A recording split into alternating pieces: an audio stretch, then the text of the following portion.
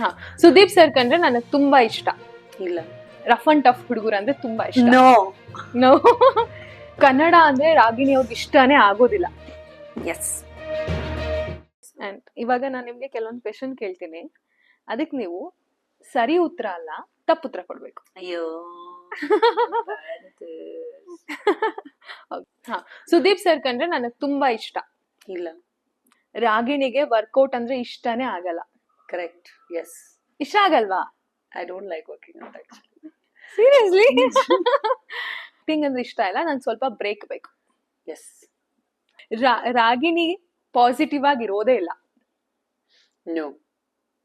No ಇರೋದಿಲ್ಲ. S. ಅಯ್ಯೋ, why you making me do this? This is worse than that. Rapid fire ಮಾಡ್ತಿರಲ್ಲಪ್ಪ. ರಾಗಿಣಿಗೆ rough ಹುಡುಗರು ಅಂದ್ರೆ ತುಂಬಾ ಇಷ್ಟ. ರಫ್ ಅಂಡ್ ಟಫ್ ಹುಡುಗರು ಅಂದ್ರೆ ತುಂಬಾ ಇಷ್ಟ. ನೋ. ನೋ.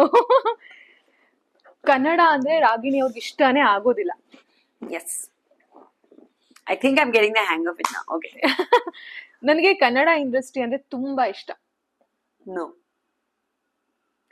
ನನಗೆ ಹೀರೋಯಿನ್ಸ್ ಗಿಂತ ಹೀರೋಗಳ್ ಕಂಡ್ರೆ ತುಂಬಾ ಇಷ್ಟ ಆಗುತ್ತೆ. ಈ ಹೀರೋಗಳಿದ್ದಾರೆ. Yes, no question. ನನಗೆ ಹುಡುಗಿರ್ಕಿಂತ I prefer talking to men. It's not a hero-heroine thing. I can't talk to women. I'm very bad at it. ನಾನು ಬರಲ್ಲ ನಿಜವಾಗ್ಲೂ. ಹುಡುಗರ ಜೊತೆ ಹುಡುಗಿರ್ ಜೊತೆ ಮಾತಾಡಕ್ ಏನ್ ಮಾತಾಡ್ಬೇಕು ಅಂತ ಗೊತ್ತಾಗಲ್ಲ. ಬಿಕಾಸ್ ನಾನು I can't talk about girly things like hair makeup, ಈ ಹುಡ್ಗ ಅದು ಇದಲ್ಲ.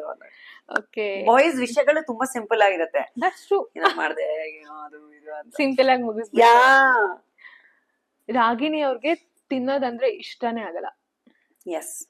ಇಷ್ಟ ಆಗಲ್ಲ. Yeah. No. Yes or no question. First question. Okay, ನನಗೆ ಮದ್ವೆ ಆಗಕ್ ತುಂಬಾ ಇಷ್ಟ, ಇನ್ನ ಹುಡುಗ ಸಿಕ್ಕಿಲ್ಲ. ನೋ. ಹೌದಾ? I don't know where this quiz is going. Okay